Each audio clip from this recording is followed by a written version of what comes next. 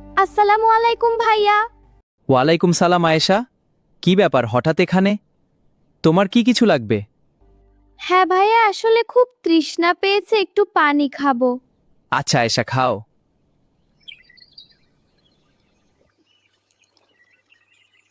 থামো আয়েশা, এভাবে পানি খাচ্ছ কেন? কেন ভাইয়া, কি হয়েছে?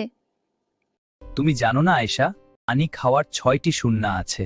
না তো ভাইয়া, আমি তো জানি না সুন্নাহগুলা কি কি।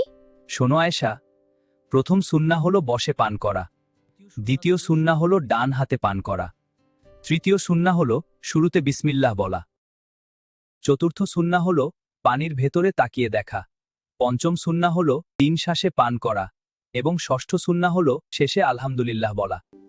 ঠিক আছে ভাইয়া, তাহলে এখন থেকে আমি সুন্নাহ মেনে পানি পান করব। বন্ধুরা, তোমরাও অবশ্যই পানি পান করার সময় এই সুন্নাতগুলো মেনে চলবে আর অবশ্যই বাবা মায়ের কথা শুনে চলবে। আবার দেখা হবে পরবর্তী ভিডিওতে। আল্লাহ হাফেজ।